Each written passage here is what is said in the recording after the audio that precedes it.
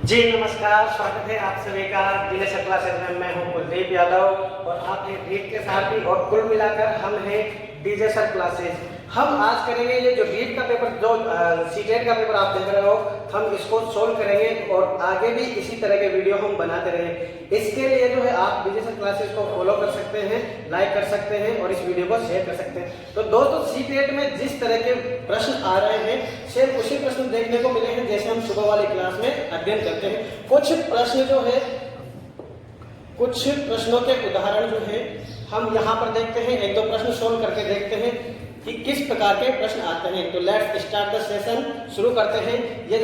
ये सीटेट का पेपर देखिए, मैं लाया हूँ आपके लिए और इसको सोल्व कैसे करते हैं एक एक पॉइंट के साथ वो भी मैं आपको दिखाऊंगा। पहला जो प्रश्न है, इसमें पहला प्रश्न वो दिया गया है आपके लिए कि जीन पियाजे अपने संज्ञानात्मक विकास के सिद्धांत में संज्ञानात्मक संरचनाओं को देश के रूप में वर्णित करते हैं। सीधा सा प्रश्न है। प्रश्न ये बता रहा है कि जीन पियाजे ने संज्ञानात्मक संरचनाओं को क्या कहा है। अब देखते हैं ऑप्शन में क्या दे रखा है। उद्दीपन अनुक्रिया का संबंध नहीं, थॉर्नडाइक का है। विकास का समीपस्थ क्षेत्र, ये जेडपीडी हम जो पढ़ते हैं वाइगोत्स्की का है। ये देखिए, ये यहाँ पर जो शब्द लिखा हुआ है आपका चिर परिचित शब्द, क्या लिखा हुआ है? स्कीमा। और ये मनोवैज्ञानिक उपकरणों का तो यहाँ पर कोई मतलब बनता नहीं है। तो प्रश्नों को किस प्रकार से सोल्व करते हैं देखना। आप पूछा है कि मनोवैज्ञानिक जीन पियाजे हैं, उन्होंने संज्ञानात्मक संरचनाओं को क्या नाम दिया है। तो ये चीज मैंने हजारों बार आपको यहाँ पर क्लास में जब पढ़ते हैं उस टाइम पे बता रखी है। मन अवैज्ञानिक संरचना या बौद्धिक संरचनाओं को जो कहा जाता है वो क्या कहा जाता है? स्कीमा। That's clear. ये समीपस्थ क्षेत्र वाइगोत्स्की का सिद्धांत है जिसको भी हम पढ़ चुके हैं। उद्दीपक अनुक्रिया जो है थॉर्नडाइक वाले सिद्धांत का है। नेक्स्ट चलते हैं क्वेश्चन नंबर 2, जीन पियाजे के सिद्धांत। सेकंड प्रश्न है जीन पियाजे से ही। मैंने आपसे कहा था जीन पियाजे, Vygotsky, Kohlberg, Erikson, Bandura, Bruner, ये कुछ ऐसे मनोवैज्ञानिक है जिनके आसपास पूरा पेपर घूम जाता है। बार बार ये चीज मैं कहता हूँ और वही चीज आपको यहाँ पर देखने को मिलती है। सेकंड प्रश्न में चलते हैं। जीन पियाजे के संज्ञानात्मक विकास के सिद्धांत में पूर्व संक्रियात्मक अवस्था में विकास का मुख्य गुण क्या है? अब ध्यान से पढ़ना, इस प्रश्न को पूछा गया है मुख्य गुण। ऑप्शन की तरफ चलते हैं। ऑप्शन में विचारों में, सोच में केंद्रीकरण, ये सही है। क्यों सही है? क्योंकि हम पढ़ते हैं कि 7 वर्ष तक बालक की सोच में क्या पाई जाती है? केंद्रितता, अर्थात आत्म केंद्रित सोच पाई जाती है। आगे चलते हैं। परिकल्पित निगमनात्मक सोच, जी नहीं, ये किशोरावस्था का लक्षण है, मैंने बताया था आपको। संरक्षण, हाँ ये देखिए, ये है सीटेट का लेवल। संरक्षण और पदार्थों को क्रमबद्ध करने की योग्यता। यहाँ पर इस ऑप्शन को देखते ही कई विद्यार्थी फिसल जाएंगे और फिसलते ही प्रश्न हो जाएगा गलत। क्यों? क्योंकि दे रखा है संरक्षण और पदार्थों को क्रमबद्ध करने की योग्यता, यहाँ खत्म कर रखा है। योग्यता का क्या होता है इसमें? अभाव। तो ये अभाव नहीं है। कहने का तात्पर्य ये है कि ये वाला ऑप्शन इसमें नहीं होगा। आपको फंसाने के लिए ये ऑप्शन दिया गया है। अमूर्त सोच का विकास किशोरावस्था के समय होता है, 4th स्टेज में होता है जीन पियाजे के अनुसार। तो आगे बात समझ में, इसमें जो सोच होगा, इसमें जो आंसर होगा क्या होगा? विचार या सोच में केंद्रीकरण। क्यों? क्योंकि ये चीज बार बार बता चुका हूं मैं आपको कि 7 वर्ष तक की आयु तक जो है क्या होता है? बालक की सोच आत्म केंद्रित होती है। और मैं बात करूं पूर्व संक्रियात्मक आयु की, ठीक है, पूर्व संक्रियात्मक की बात करूं तो ये पूर्व संक्रियात्मक की आयु कितनी बताई है जीन पियाजे ने? ये भी 2 से 7 तक बताई है। तो इसका जो आंसर होगा विचार या सोच में केंद्रीकरण। कंसेप्ट बेस अगर पढ़ोगे आप तो पूरे के पूरे प्रश्न आपको ऐसे कैसे ही मिल जाएंगे। क्वेश्चन नंबर 3 है, विकास के संदर्भ में निम्न में से कौन सा कथन सही है? सही कथन पूछा गया है। विकास केवल विद्यालय में होने वाले अधिगम से नहीं नहीं नहीं नहीं, ये कह रहा है कि विकास केवल विद्यालय में होगा, ऐसा है क्या? नहीं, विकास विद्यालय से लेकर घर, परिवार, समाज सब जगह हो सकता है। तो ये केवल जो वर्ड दिखता है ये नेगेटिव वर्ड है, ये यहाँ दिखते हैं, ये वाला ऑप्शन आपका क्या हो जाएगा? गलत। विकास केवल बाल्यावस्था के दौरान, क्या बाल्यावस्था के दौरान विकास नहीं होता है? पूरे जीवन भर हम कहते हैं कि विकास जीवन पर्यंत चलने वाली प्रक्रिया है। तो ये ऑप्शन भी आपका क्या हो गया? गलत। विकास बहुआयामी है, मल्टी डायमेंशनल होता है क्या? अलग अलग आयाम होते हैं क्या? बात करेंगे। विकास की दर सभी संस्कृतियों में सभी के लिए समान होती है। ये प्रश्न, ये ऑप्शन फंसाएगा आपको। यहाँ पर समान नहीं होता। एक प्रश्न पढ़ते हैं हम, एक ही क्रम है ना, क्रम पूछा गया है, क्रम होता है एक ही, लेकिन सभी के लिए विकास समान नहीं होगा। क्यों? सब विकास से क्या तात्पर्य है? इसका मतलब तो ये होगा जैसे मैं हिंदी बोलूंगा तो विश्व के सारे बालक भी क्या बोलेंगे? हिंदी बोलते हैं। ऐसा होता है क्या? नहीं होता है। मैं जो खाऊंगा उसको ही सारे के सारे विश्व के बालक खाना सीखेंगे। ऐसा होता है क्या? नहीं होता है। तो ध्यान रखना, विकास सभी धर्म सभी संस्कृतियों में समान नहीं होता है। समान क्रम जरूर होता है लेकिन समान नहीं होगा। ये देखिए, विकास के क्या होते हैं? बहुआयाम। बहुआयाम कैसे होता है? हम पढ़ते हैं शारीरिक विकास, हम पढ़ते हैं मानसिक विकास, हम पढ़ते हैं संज्ञानात्मक विकास, और हम पढ़ते हैं नैतिक विकास, हम पढ़ते हैं भाषा विकास। तो ये विकास के इतने सारे आयाम हैं। तो कहने का तात्पर्य है, तो विकास के क्या होंगे?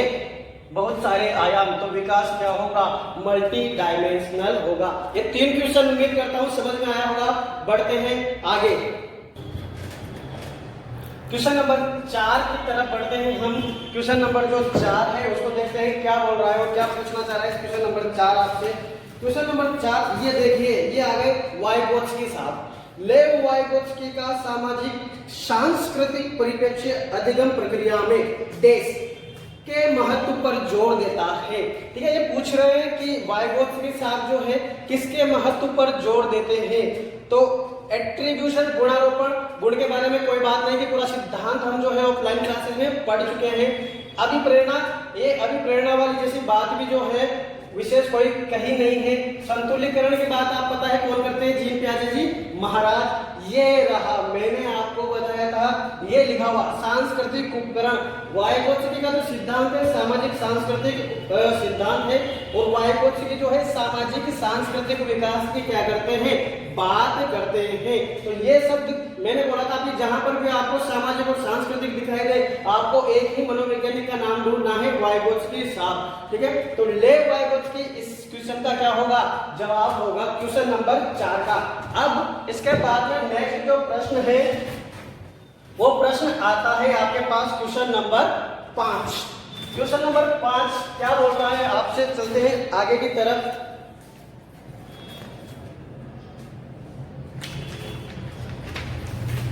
क्वेश्चन नंबर 5, हाँ ये देखिए बहुत अच्छा क्वेश्चन है। एक 2 चीजें इंपॉर्टेंट आती है इसमें, एक तो प्रगतिशील शिक्षा और एक समावेशी शिक्षा। प्रगतिशील शिक्षा क्या होती है कि जो है आधुनिक जो समाज चल रहा है वर्तमान समय के अनुसार शिक्षा देना। क्या कह रहा है? एक प्रगतिशील कक्षा में व्यक्तिगत विभिन्नताओं को किस प्रकार देखा जाना चाहिए। एक लॉकडाउन से पहले की जो क्लासेस थी उसमें मैंने इंडिविजुअल डिफरेंसेस पढ़ाया था आपको, व्यक्तिगत विभिन्नताएं, वहां से ये प्रश्न आया हुआ है और पूछा जा रहा है कि आपकी क्लास में अलग अलग विशेषताओं वाले विद्यार्थी बैठे हैं, तो आप किस रूप में देखोगे उसको? अध्यापक के पक्ष पर असफलता, अध्यापक के लिए असफलता का कारण होता है क्या? नहीं भाई, बिल्कुल गलत जवाब है ये। प्रत्येक कक्षा में जो है अलग अलग विद्यार्थी तो होते हैं, और उसमें अगर असफल हो जाए अध्यापक तो फिर अध्यापक योग्य नहीं रहेगा। योग्यता आधारित अध्यापन अधिगम प्रक्रिया की परियोजना के लिए। ठीक है, हाँ महत्वपूर्ण, ये देखिए ये कह रहा है कि ये यहाँ पर थोड़ा सा यह योग्यता आधारित समूह बनाने, ये यहाँ पर थोड़ा ऑप्शन लिखने में मैं चूक गया था। अब बी वाला ऑप्शन क्या है? योग्यता आधारित समूह बनाने। एक चीज ध्यान रखना, शिक्षण की जब प्रक्रिया हम पढ़ रहे हैं और समावेशी शिक्षा की बात हो रही है, पूरी शिक्षित प्रक्रिया में आपको एक चीज ध्यान रखनी है, ये समूह जो है योग्यता आधारित समूह का मतलब क्या होगा कि प्रतिभाशाली छात्रों को अलग करो, मंदबुद्धि छात्रों को अलग करो, औसत छात्रों को अलग करो। तो ये वाली प्रक्रिया बिल्कुल ही निषेध की गई है कि किसी भी प्रकार से आप जो है विद्यार्थियों के समूह नहीं बनाओगे, क्योंकि उनमें क्या रहती है? हीन भावना। यही प्रश्न जो है मूल्यांकन के आधार पर भी पूछा जाता है। ध्यान रखना, मूल्यांकन क्यों जरूरी है, उसमें ये ऑप्शन मिलता है आपको, तो इस चीज को ध्यान रखना है। ये योग्यता आधार बनाना कोई उद्देश्य नहीं है आपका। ये क्या कह रहा है? थर्ड ऑप्शन, तो अध्यापन अधिगम की प्रक्रिया, डबल बार लिखने में आ गया, प्रक्रिया की परियोजना के लिए महत्वपूर्ण। बिल्कुल क्या कह रहा है कि प्रगतिशील शिक्षा में व्यक्तिगत विभिन्नता क्या होती है? शिक्षे, ये है शिक्षण अधिगम प्रक्रिया, कुछ भी नहीं है, शब्द चेंज करके लिख रखा है ना। तो शिक्षण अधिगम प्रक्रिया की परियोजना के लिए महत्वपूर्ण है, अर्थात जब आप कक्षा में जाते हो उसके पहले आप जो योजना बनाते हो, पाठ योजना, किस प्रकार के बच्चों किस प्रकार आपको पढ़ाना है, उसके लिए क्या है ये व्यक्तिगत भिन्नता महत्वपूर्ण होती है। अधिगम की प्रक्रिया में बाधाएं क्या नहीं, नेगेटिव है, ऐसे तो बोल ही नहीं सकते आप, है ना, शिक्षक हो तो इसमें आंसर क्या आएगा, ऑप्शन नंबर सी। शिक्षण अधिगम प्रक्रिया में जो है उसकी योजना बनाने के लिए महत्वपूर्ण होती है क्या, व्यक्तिगत विभिन्नता। नेक्स्ट चलते हैं आगे की तरफ, क्वेश्चन नंबर 6। क्वेश्चन नंबर 6 की तरफ जब देखते हैं हम, तो क्वेश्चन नंबर 6 आपसे बोल रहा है कि एक ये फिर दिए कि समावेशी शिक्षा के कितने क्वेश्चन आ गए। एक समावेशी कक्षा में टेस्ट पर जोर देना चाहिए, किस पर जोर देंगे आप, अविभेदी या अभिरूपी निर्देश पर नहीं, अनडिफरेंटेड जो है इंस्ट्रक्शन को नहीं करोगे आप, सामाजिक पहचान के आधार पर छात्रों को, अरे ये तो बहुत गलत बात है, सामाजिक पहचान के आधार पर आप छात्रों को अलग कैसे कर रहे हो, है ना, सामाजिक या जाति के आधार पर अलग कर ही नहीं सकते, तो शिक्षक प्रक्रिया ही नहीं बिल्कुल भी, ठीक है। ये तीसरा देखिए, सामर्थ्य विकास के लिए अधिकतम अवसर उपलब्ध करवाना, ये भाई देखिए ये वाला ऑप्शन क्या कह रहा है कि बालक में जो भी क्षमता है, बालक में जो भी क्षमता है उसकी क्षमता को कहां तक ले जाना, अपर लेवल, अधिकतम लेवल तक ले जाना, यही क्या है, समावेशी शिक्षा का उद्देश्य है। प्रदर्शन का मतलब क्या होता है, प्रदर्शन अभिमुखी लक्ष्य मतलब ज्यादा से ज्यादा नंबर लाने के लिए प्रेरित करो आप विद्यार्थी को, ये कोई उद्देश्य नहीं होता है। समावेशी कक्षा की एक चीज ध्यान रखना, जब भी आपसे समावेशी शिक्षा के बारे में पूछे, समावेशी शिक्षा, तो एक ये बता रहा हूं यहां से ध्यान रखना, प्रश्न पूछा जाता है सबके लिए एक साथ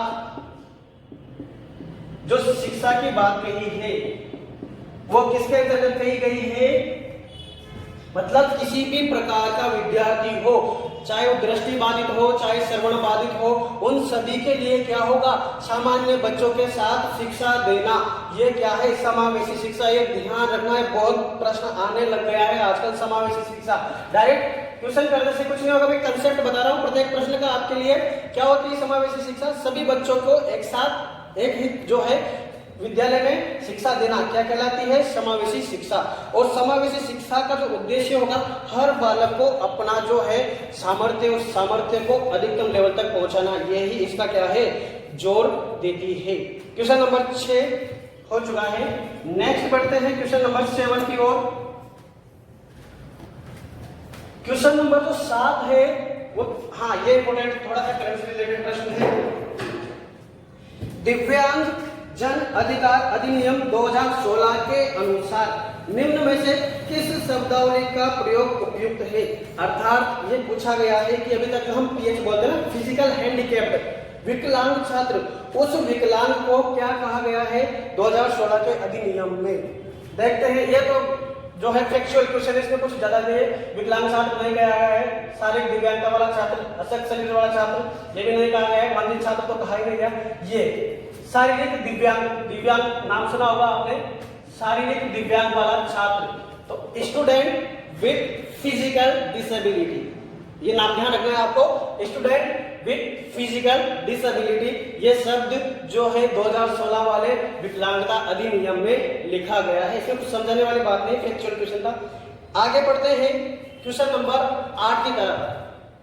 क्वेश्चन नंबर जो 8 है क्या बोल रहा है आपके लिए, जन्म से किशोरावस्था तक के बच्चों में विकास का क्रम। अब भाई विकास का क्रम पूछा गया है आपसे, सबसे पहले कौन सा विकास होगा। ऑप्शन देखिए, अमूर्त होता है क्या, नहीं, आपको पता होगा, पढ़ा रखा है मैंने। अमूर्त तो बहुत बाद में आता है, मूर्त भी बाद में आता है, या फिर अमूर्त आ गया ये वाला। सबसे पहले क्या होगा, सबसे पहले संवेगात्मक विकास, संवेदनात्मक विकास होता है, देखना, सुनना, सूंघना, इस प्रकार का विकास होता है। फिर उसके बाद में क्या होगा, मूर्त होगा, ठीक है, जो सामने वस्तुएं दिख रही है उनकी प्रतिक्रिया करेगा बालक, और जो लास्ट में जो होगा क्या होगा, किशोरावस्था तक अमूर्त विकास होगा। तो इसका जो आंसर होगा, ये एक ही शब्द याद रखना था केवल, इसमें सबसे पहले विकास कौन सा होगा, संवेदीगामक विकास। आगे बात समझ में, ये भी प्रश्न एक तरह से जीन पियाजे के ही सिद्धांत से था। ये देखिए मूर्त अमूर्त संवेदी है ना, मूर्त अमूर्त संवेदी, तो ये प्रश्न भी क्या हो गया, जीन पियाजे के सिद्धांत से। इस पेपर में आपको जीन प्याजे और वाइगोसी भरे मिलेंगे, है ना। नेक्स्ट प्रश्न की तरफ देखते हैं, क्वेश्चन नंबर 9। सृजनात्मकता की पहचान का प्रमुख लक्षण, ये देखिए कितना, एक अभी जो फर्स्ट या सेकंड क्लास में उसमें बताया था मैंने, अभिसारी चिंतन एंड अपसारी चिंतन, जो है convergent thinking and divergent thinking, दोनों में अंतर बताया था, ठीक है। और ये भी बताया था कि सृजनात्मक चिंतन किसे कहते हैं, अपसारी चिंतन। अपसारी का एक और शब्द लिखा जाता है बहुविध। बहुविध का मतलब होता है अनेक विधियों से, अनेक प्रकार से क्या करना, चिंतन करना, अनेक प्रकार से जो सोचने की प्रक्रिया है, एक ही चीज के बारे में अनेक प्रकार से सोचने की योग्यता क्या हो जाती है, अपसारी चिंतन। हाइपर एक्टिविटी, अरे नहीं ऐसा थोड़ी होता है। असतर्कता, अनअवेयरनेस, ये तो होता ही नहीं है। अनअवेयरनेस होगा तो सोचेगा कैसे, किसी भी चीज के बारे में चिंतन कैसे करेगा। और कम परिज्ञान, ये लोग कम परिज्ञान होगा, कम ज्ञान वाला अनेक प्रकार से कैसे सोचेगा। आपने किसी बालक को बताया 2 + 2 कितने होंगे, बराबर 4 होंगे, ठीक है। तो अगर कम ज्ञान होगा तो वही समझेगा, जबकि जिसको अधिक ज्ञान हो वो ये करेगा 8 × 3 2 बराबर में कितने हो जाएंगे, 4 हो जाएंगे। और 2 × 2 भी कितने हो जाएंगे, 4 हो जाएंगे। तो एक तरीका तो ये है, और ये इतने सारे तरीके सोचने के, तो ये सारी चीजें क्या हो जाएगी, सृजनात्मकता से संबंधित होती है। नेक्स्ट क्वेश्चन की तरफ चलते हैं, क्वेश्चन नंबर 10। क्वेश्चन नंबर 10 के बारे में बात कर रहे थे हम। क्वेश्चन नंबर 10 क्या बोल रहा है आपसे, विविध पृष्ठभूमियों के अधिगमकर्ताओं को संबोधित करने हेतु एक अध्यापक को। अब यहाँ पर वही व्यक्तिगत विभिन्नता वाली बात है कि ये पूछ रहे हैं कि अलग अलग पृष्ठभूमि से, अलग अलग परिवार से जो विद्यार्थी आते हैं, उन विद्यार्थियों को संबोधित करने के लिए आप क्या करेंगे। इसमें लिखा हुआ है विविध विन्यासों से उदाहरण लेना चाहिए। अलग अलग उदाहरण दोगे क्या, बिल्कुल ये बात तो सही है भाई। दूसरा है सभी के लिए मानकीकृत आकड़ों का इस्तेमाल करना चाहिए। सभी के लिए मानकीकृत, सभी के लिए एक जैसे स्टैंडर्ड नहीं, ये वाला नहीं होगा। ऐसे कथनों का इस्तेमाल करना चाहिए नकारात्मक रूढ़िबद्ध धारणाओं को मजबूत करे। ये देखें यहाँ पर शब्द ये लिखा हुआ नकारात्मक, नकारात्मक तो अपने को काम ही नहीं करना है। मतलब अगर आप ऐसा काम नहीं करना है जो बालकों में क्या करे, नकारात्मक रूढ़िवादियों को बढ़ावा दे। कोई बच्चा कमजोर हो तो उसमें नेगेटिव फीलिंग नहीं आए। इस लास्ट वाला जो ऑप्शन है, विविधता संबंधी मुद्दों पर बातचीत टालनी चाहिए। एक बालक कि खाने पीने से संबंधित आते हैं, रहने सहने से संबंधित आते हैं, कोई क्या पहनता है, कोई क्या पहनता है, ऐसी बातों पर विचार करने के बजाय ऐसे मुद्दों को टालना, क्या ये सही है? नहीं, ये सही नहीं है। ऐसी मुद्दों पर लगातार, जैसे राजस्थान की वेशभूषा लगे, गुजरात के अलग होगी, कश्मीर के अलग हुई, तो ऐसी चीजों को क्या है, हमें लगातार प्रोत्साहित करता रहना चाहिए। लेकिन इसमें क्या है, गलत लिखा हुआ है। तो इसका अगर आंसर देंगे हम तो क्या कह रहा है, विविध पृष्ठभूमि, एक क्लास में 10 स्टूडेंट बैठे अलग अलग थे, तो आपको क्या उन सभी को संबोधित करना पड़ेगा। तो क्या करना पड़ेगा, विविध विन्यासों के उदाहरणों का इस्तेमाल करना पड़ेगा। कहने का तात्पर्य कि अलग अलग उदाहरण देकर आप सबको क्या करोगे, समझाओगे। नेक्स्ट चलते हैं क्वेश्चन नंबर 11 की तरफ। क्वेश्चन नंबर 11 क्या बोल रहा है, समस्या समाधान क्षमताओं को किस प्रकार से सुसाध्य किया जा सकता है। अभी बोल रहा है कि समस्या समाधान की जो क्षमताएं हैं, उन समस्या समाधान की क्षमताओं को किस प्रकार से बढ़ाओगे आप। एक बालक को आपको जो है समस्या समाधान में जो है निपुण बनाना है, कैसे बनाओगे। समस्या के समाधान की अटल प्रक्रिया को बढ़ावा देकर, अटल का मतलब समस्या समाधान की मतलब जो पद्धति आपने निर्धारित कर दी उसी पद्धति से बालक भी करेगा, ये कहना चाह रहा है। ऐसा करोगे क्या, नहीं। एक चीज ध्यान रखना, चीजें बता रहा हूं मैं, पॉजिटिव एंड नेगेटिव वर्ड, इन वर्डों को अगर आप, इन वर्ड्स को अगर आप ध्यान रख लोगे तो आपको क्या होगा, ये क्वेश्चन पूरा भी पढ़ने की आवश्यकता नहीं पड़ेगी। एक एक शब्द पढ़कर आप इसको क्या कर दोगे, इससे ही कर दोगे। जैसे समस्याओं के समाधान की अटल प्रक्रिया, रिजिड है मतलब इसमें चेंज नहीं होगा, तो जिसमें चेंज नहीं होगा उसका हमारे यहाँ कोई काम नहीं है। दूसरा, समरूपों, ये देखना मैं यहाँ बोल जाने वाला काम कर दिया उसने, समरूपों के इस्तेमाल को बढ़ावा। इसीलिए मैं कहता हूँ कि इंग्लिश टर्मिनोलॉजी भी साथ साथ लेके चलना चाहिए। इसको छोड़ दे फिलहाल। क्या करें, विद्यार्थियों में डर की भावना पैदा करके, अरे भाई ऐसे कैसे होगा, विद्यार्थियों को डराओगे आप, ठीक है। तो डराने के बाद तो कैसे समस्या समाधान की क्षमता विकसित होगी, लगातार अभ्यास व कार्यान्वयन, ये ड्रिल, एक ही काम को बार बार करते रहो तो उस काम में तो निपुण हो सकते हो आप, लेकिन आप जो है समस्या समाधान में निपुण नहीं होंगे। ये समरूप जो दिया गया है इसका मतलब होती है एनालॉजी। एनालॉजी मतलब होती है आपकी विश्लेषण क्षमता। तो इसका जो सही आंसर होगा क्या होगा, एनालॉजी कैपेसिटी, विश्लेषणात्मक क्षमता को बढ़ावा देकर आप जो क्या कर सकते हो, विद्यार्थियों को समस्या समाधान में निपुण बना सकते हो। ये चीज ध्यान रखना। मैं एक एक प्रश्न नहीं, एक एक ऑप्शन को बता रहा हूँ आपको कि ये वाला ऑप्शन क्यों नहीं होगा, ये वाला क्यों होगा, है ना। तो इस चीज को ध्यान रखना। हर चीज के पीछे कंसेप्ट है। यहाँ पर आपके कोटा में ऐसा कहीं नहीं मिलेगा। दो तरीके से साइकोलॉजी पढ़ाते हैं, एक तो रजिस्टर भरवा के थोड़ी थोड़ी, दूसरी चलती है कहानियां।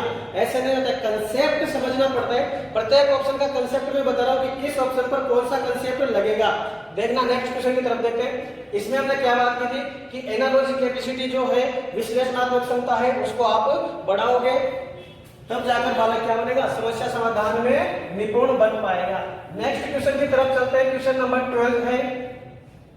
क्वेश्चन नंबर 12 क्या कह रहा है आपसे, अधिगम कठिनाइयों से जूझते छात्रों को संबोधित करने के लिए एक अध्यापक को क्या नहीं करना चाहिए। क्या नहीं करना चाहिए। एक प्रश्न क्या पूछ रहा है आपसे कि एक बालक के जो है बार बार क्या हो रही है, अधिगम में कठिनाई आ रही है। कोई बालक है जो अधिगम कठिनाइयां प्रदर्शित कर रहा है, तो उसके लिए क्या नहीं करोगे आप। ठीक है, अब संरचनात्मक जो है शिक्षा शास्त्रीय उपागमों का इस्तेमाल। भाई ये संरचनात्मक बता चुका हूं मैं आपको भाई, कंस्ट्रक्टिविस्ट। कंस्ट्रक्टिविस्ट का नाम लेते ही कौन आ जाएंगे हमारे पास, जेरोम एस ब्रूनर। ठीक है, तो जेरोम एस ब्रूनर ने क्या कहा, ये शिक्षा शास्त्री, मैंने बताया कि जो है शिक्षा की प्रक्रिया में अगर पूछा जाए तो एक मनोवैज्ञानिक आता है जेरोम एस ब्रूनर। तो यहाँ पर शिक्षा शास्त्री लिखा हुआ है और पूछा क्या, ये संरचनात्मक। ठीक है, तो क्या कहा गया है इसमें, अधिगम कठिनाइयों को जूझते छात्रों को संबोधित करने के लिए अध्यापक को क्या नहीं करोगे, संरचनात्मक शिक्षा शास्त्रीय उपागमों का इस्तेमाल जरूर करना चाहिए। ये ब्रूनर पियाजे के द्वारा जो बताया गया है। ठीक है, छोटे छोटे ज्ञान को क्या है बालक को देना चाहिए। व्यक्तिगत शैक्षिक योजना बनाना, बिल्कुल जितने भी छात्रों को समस्या है उनको पर्सनल जो है उनके लिए अलग से योजना बनाना, यह भी बहुत जरूरी काम है। शिक्षा शास्त्र व आकलन की प्रक्रिया को जटिल संरचना, मतलब ये है जटिल संरचना में बनाना। अब ये क्या कह रहा है, देखो ये कह रहा है कि आपकी जो शिक्षा शास्त्र वो आकलन की प्रक्रिया है ना, उसको क्या बनाओगे आप, उसको जटिल बनाओगे। तो जटिल कैसे बनाओगे भाई, आप एक बात सोचिए कि एक तो विद्यार्थी में पहले ही अधिगम जो है अक्षमता से जूझ रहा है, अधिगम कठिनाई से जूझ रहा है, ऊपर से आप जटिल प्रक्रिया बना रहे तो बच्चा तो वैसे ही पिछड़ जाएगा, उसको तो कुछ समझ में नहीं आएगा, है ना। तो कहने का तात्पर्य बालक अधिगम जटिलता प्रदर्शित कर रहा है, अधिगम निर्योग्यता प्रदर्शित कर रहा है, तो आप क्या नहीं करोगे, क्या नहीं करोगे, दृश्य श्रव्य साधन का उपयोग करोगे, क्योंकि अधिगम रुचिकर बनता है, सरल बनता है। ठीक है, संरचनात्मक शास्त्र, शिक्षा शास्त्रीय उपागमों का इस्तेमाल ये बहुत जरूरी है, जेरोम एस ब्रूनर ने बताया था। व्यक्तिगत शैक्षिक योजना, मुझे प्रॉब्लम है, ठीक है, रमेश को प्रॉब्लम है, तो एक अध्यापक जो आएगा मुझे और रमेश से बात करेगा कि क्या प्रॉब्लम है आपको, उस आधार पर वो आपकी समस्या का क्या करेगा, समाधान करेगा। तो ये जो है इसका आंसर क्या नहीं पूछा है उसने, कौन सा नहीं होगा।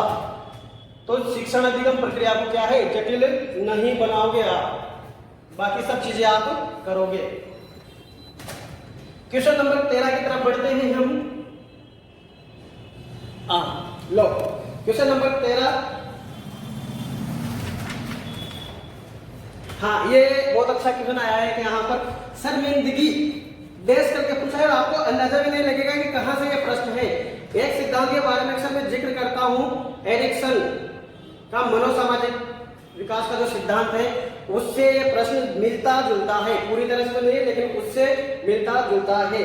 शर्म बनाम संदेह वाली जो चीजें होती है वहां से प्रश्न पूछा गया है और आपसे क्या पूछा है कि शर्मिंदगी का संज्ञान पर नकारात्मक प्रभाव होता है। नेक्स्ट, अधिगम हेतु प्रभावी है। भाई शर्मिंदगी अधिगम हेतु कैसे प्रभावी है, शर्मिंदगी जो है आप बाल्य की शिक्षण प्रक्रिया में क्या शर्मिंदगी को प्रभावी करोगे क्या, कैसे, जैसे मान लो आपने कोई प्रश्न पूछा और जो है बालक ने सही जवाब दिया तो आप क्या करोगे, शाबाश बेटे, शर्म आनी चाहिए तुम्हें, तुमने सही जवाब दिया है, ऐसे बोलोगे क्या, ऐसे तो नहीं बोल सकते आप, है ना। तो ये क्या है, अधिगम में प्रभावी नहीं है। शिक्षण अधिगम अध्यापन बार बार में, ये वही बात है, बार बार में बालक को आप संवेदनशील महसूस करवाओगे तो संवेगात्मक व्यवधान पैदा हो जाएगा। उससे क्या पैदा हो जाएगा? संवेगात्मक व्यवधान पैदा हो जाएगा। बार बार बालक को अगर आप जो है सेम का अनुभव करवाओगे, शर्मिंदगी का अनुभव करवाओगे, ठीक है। संज्ञान पर कोई संबंध नहीं रखता है भाई। संज्ञान और ये मनोभाव है एक तरह से। शर्मिंदगी क्या है? मनोभाव है आपका। तो मनोभाव का जो है संज्ञान से क्या होता है? संबंध होता है। तो स्टेटमेंट भी गलत है। संज्ञान पर नकारात्मक प्रभाव पड़ता है, बिल्कुल बिल्कुल सही जवाब है ये। क्योंकि अगर बालक को यदि बार बार आप जो है शर्मिंदगी का जो है अनुभव करवाओगे, उसकी सीखने की प्रक्रिया, उसकी बौद्धिक प्रक्रिया क्या हो जाएगी? बाधित हो जाएगी। इसलिए जो है ये चीज ध्यान रखना, शर्मिंदगी जब भी कोई महसूस कराएगा तो उसका प्रभाव कहाँ पर पड़ेगा? संज्ञान पर। और प्रभाव कैसा पड़ेगा? नकारात्मक। ये चीजें आपको समझने चाहिए और ये चीजें आपको मिलती है यहाँ पर डीजे सर क्लासेज में। बाकी तो आप रटते रहो, उसका कोई समाधान नहीं है। बाकी कंसेप्चुअल अगर चीजें समझनी है आपको तो एक बार आप जो है आकर संपर्क करना चाहिए आपको डीजे सर क्लासेज में। बढ़ते हैं आगे की तरफ। क्वेश्चन नंबर 14, निम्न में से अध्यापन अधिगम का सबसे प्रभावशाली माध्यम कौन सा है? हाँ देखिए, प्रश्न इंपोर्टेंट है और अच्छा लेवल का प्रश्न है। अध्यापन अधिगम, यह अध्यापन अधिगम वही शिक्षण अधिगम प्रक्रिया के बारे में पूछ रहा है कि शिक्षण अधिगम प्रक्रिया के बारे में प्रभावशाली क्या है। तो अब देखते हैं संकल्पना के बीच संबंध खोजना। ठीक है, किसके बारे में पूछ रहा है? शिक्षण अधिगम प्रक्रिया के बारे में पूछ रहा है ये। और ये कह रहा है कि जो विभिन्न प्रकार की संकल्पनाएं है ना, जोड़ गुणा भाग, उनमें क्या संबंध होता है। भाई बात तो सही है, ये आप जब पढ़ा रहे हो तो अलग अलग जो कंसेप्ट है उनके बारे में समझाओ। जैसे हम पढ़ रहे थे ब्रूनर के बारे में, तो हमने पढ़ा उसका प्याजे से क्या संबंध है। जब प्याजे को पढ़ा तो उससे पढ़ा कि जेरोम ब्रूनर से क्या संबंध है, उसका कोहलबर्ग से क्या संबंध है। तो अलग अलग कंसेप्टों के बारे में हमें क्या पता चलेगा? आपसी जब संबंध हम ज्ञात करेंगे तो उससे क्या होगा? अधिगम प्रभावी होगा। ये तो पहला ही ऑप्शन जो है सही हो गया आपका। आगे देखते बढ़ते हैं। बिना विश्लेषण के अवलोकन, ये अवलोकन याद आया? मैंने बताया था आपको जब बंडूरा का सिद्धांत हम पढ़ रहे थे, उस समय क्या कहा था कि बंडूरा ने अवलोकन और अनुकरण पर विशेष ध्यान दिया है। तो क्या करोगे आप? अब ये कह रहा है कि बिना विश्लेषण, अब मैं यहाँ खड़ा हुआ इन चीजों को देखता रहूं, कोई मतलब नहीं है, तो क्या होगा? वो अधिगम है क्या? नहीं, विश्लेषण होना जरूरी है। तो ये क्या हो जाएगा? गलत। अनुकरण और नकल और दोहराना, ये भी क्या हो जाएगा? गलत। नकल अधिगम में जो है नकल का, अध्यापन में नकल का कोई जो है स्थान नहीं है। बालक को नकल करवाना नहीं सिखाओगे आप। नकल करवाना केवल हस्तलेखन के लिए सही हो सकता है। विषय वस्तु को यंत्रवत याद करवाना, ये मेमोराइजिंग लिखा हुआ है यहाँ पर, ये ध्यान रखना, नेगेटिव वर्ड है मेमोराइजिंग। रोट लर्निंग, दो चीजें बताई थी मैंने आपको, रोट लर्निंग रटकर याद करना और एक मेमोराइजिंग, ठीक है, ये यंत्रवत याद करना। ये दोनों ही चीजें क्या है? नेगेटिव है, तो इस चीज को ध्यान रखना। यंत्रवत याद करना नहीं होगा। अनुकरण और नकल दोहराना ये भी नहीं होगा। केवल अवलोकन करते रहो किसी चीज को, उससे भी काम नहीं चलेगा। संकल्पना के बीच में क्या है? आपको संबंध खोजने पड़ेंगे, विश्लेषणात्मक क्षमता विकसित करनी पड़ेगी, तब जाके आपका जो अधिगम होगा क्या होगा? प्रभावी होगा। आगे बढ़ते हैं। Question number 15। आज के लिए इतने 16 क्वेश्चन पर्याप्त है। इसके बाद के क्वेश्चन करेंगे हम नेक्स्ट वीडियो में। तब तक इस वीडियो को कमेंट, लाइक और शेयर करते रहिए। मिलते हैं अगले वीडियो में, तब तक के लिए हंसते रहिए, मुस्कुराते रहिए। जय हिंद।